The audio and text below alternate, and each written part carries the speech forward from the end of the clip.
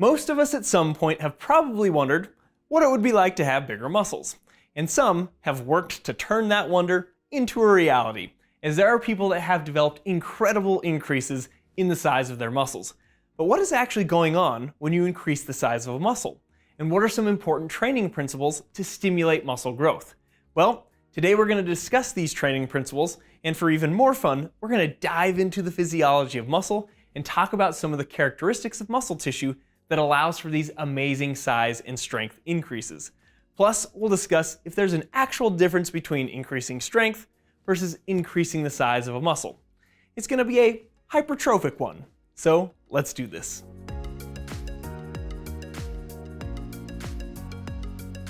As we get into this discussion about increasing muscular size, did you know there are actually 3 different types of muscle tissue in the human body?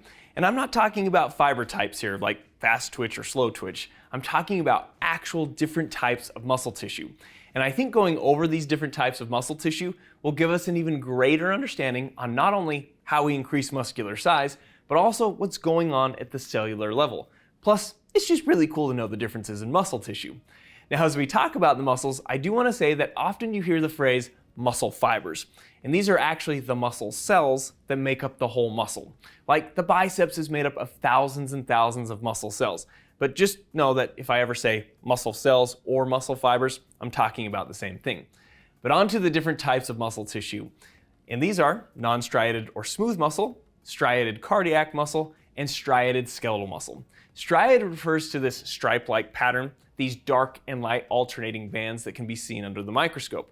But from here on out, we'll just simply refer to them as smooth, cardiac, and skeletal muscle tissue. Now, all 3 of these different types of muscle tissue have this amazing ability to contract, but they also have some major differences, like where you find it in the body, how it's hooked up to the nervous system, differences in architecture and structure, and of course, differences in how muscle tissue grows and gets bigger and stronger. With smooth muscle tissue, the muscle cells are smaller and have this spindle-like appearance. And you find smooth muscle lining the walls of your organs. I often will tell students, if it's a tube or a hollow structure, it's likely going to have smooth muscle built into the wall.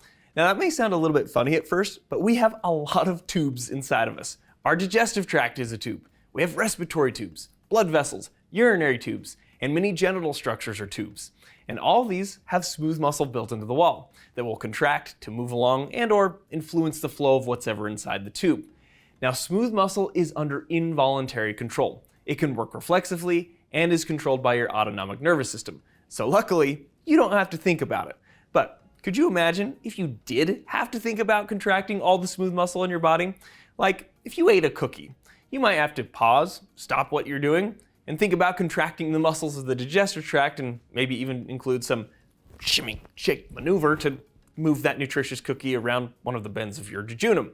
And your intestines are over 20 feet long. So that would be quite the distraction during your already busy day. But luckily, you don't have to do that because your autonomic nervous system does this for you automatically. But I do think that we should be grateful, or at least have a moment of silence or a moment of gratitude, that the very, very beginning and the very, very end of your digestive tract is skeletal muscle, which is under voluntary control. I mean, could you imagine if your external anal sphincter was smooth muscle and it just opened and closed whenever it wanted to? That would be a disaster, literally. And here's a little quiz question for you. Do you know what the largest smooth muscle mass is in the human body? Here's a little hint. I don't have it. It's actually the uterus. Now, I grew up with 3 sisters, and they definitely had some very interesting ways to describe how the smooth muscle making up the uterus was not under voluntary control during menstrual cramping. This thing just contracts however and whenever it wants to, right?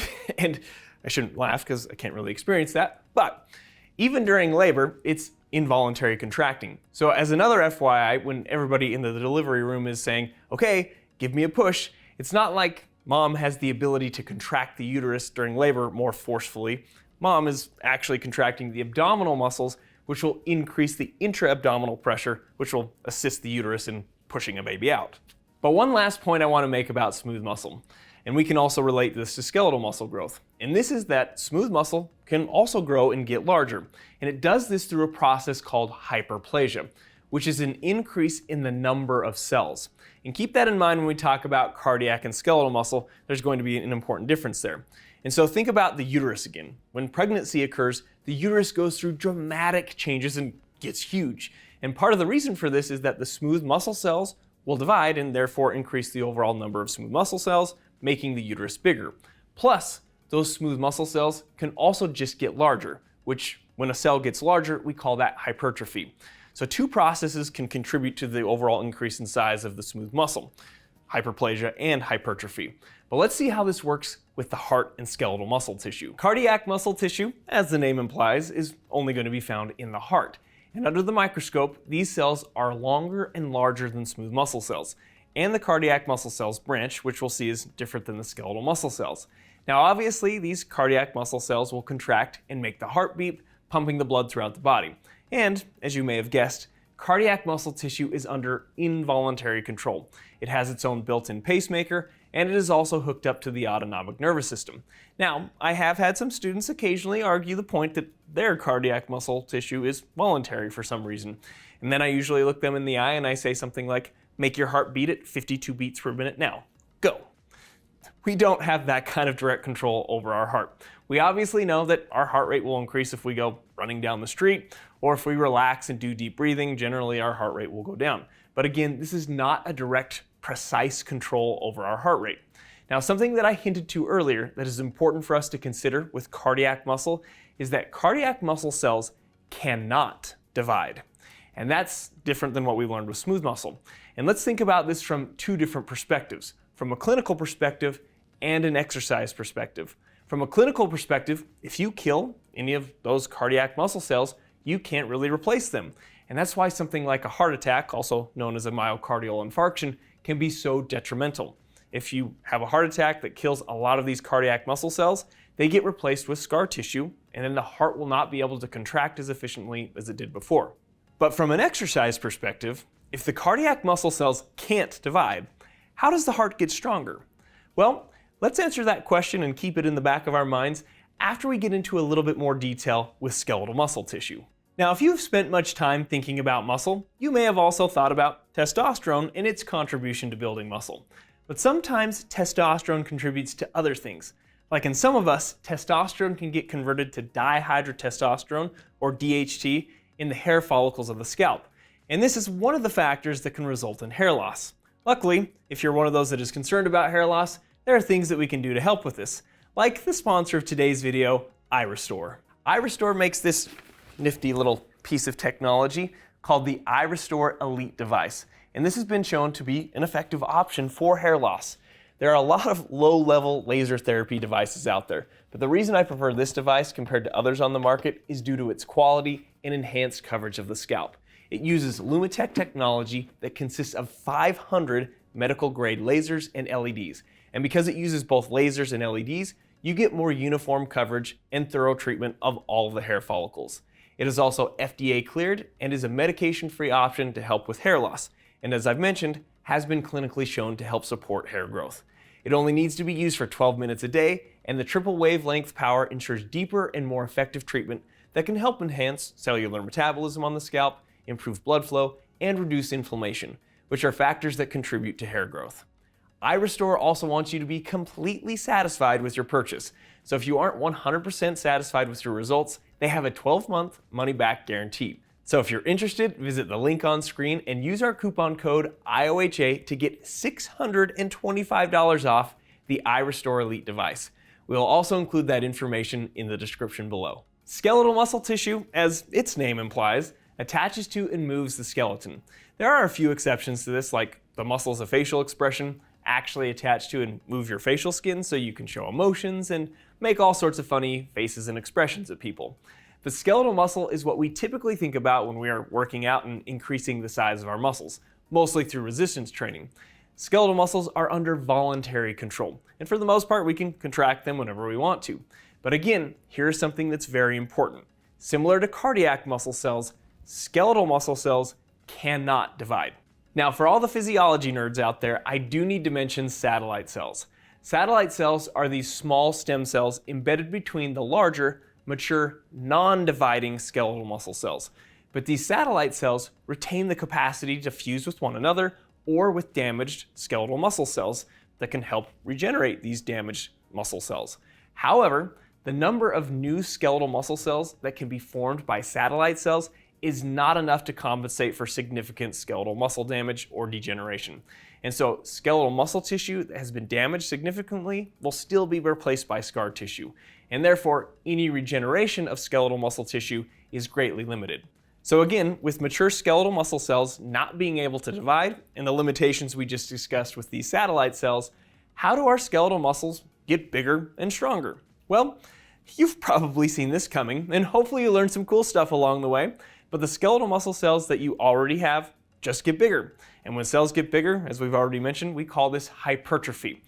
And even though we're going to focus the remainder of our discussion on skeletal muscles and talk about what's actually going on during hypertrophy, I do want to just mention that this is also how cardiac muscle gets bigger and stronger.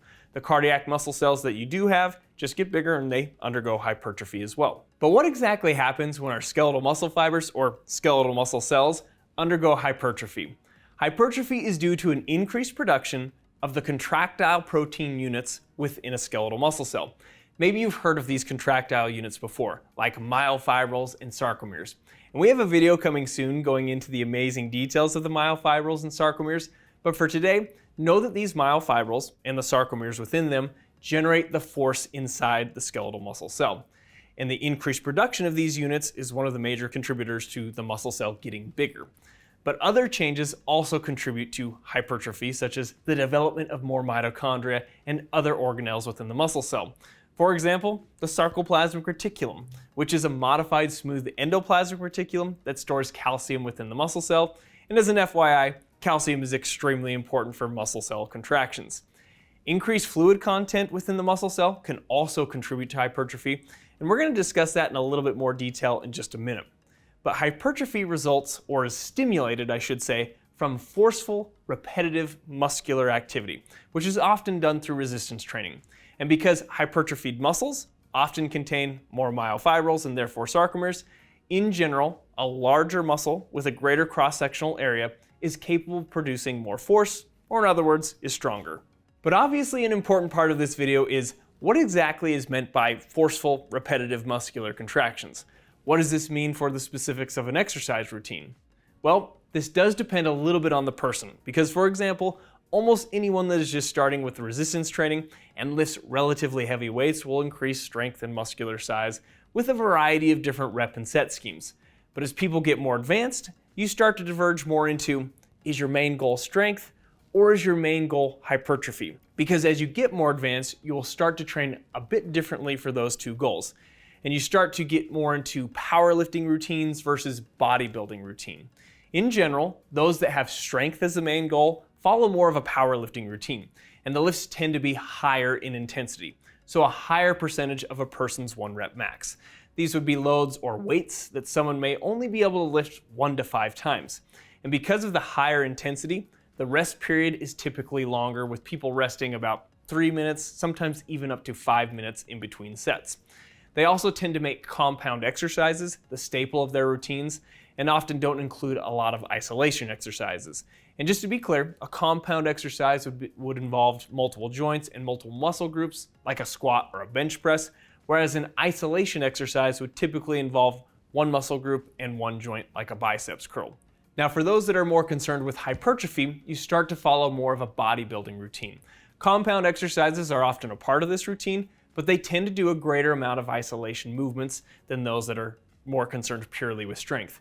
And if hypertrophy is the main goal, then there obviously is some interest in how the muscles look aesthetically. And so these isolation movements can allow for more specific targeting of certain muscles to really get that balanced look in physique. And in general, the loads are a lower percentage of a 1 rep max compared to that which powerlifters use.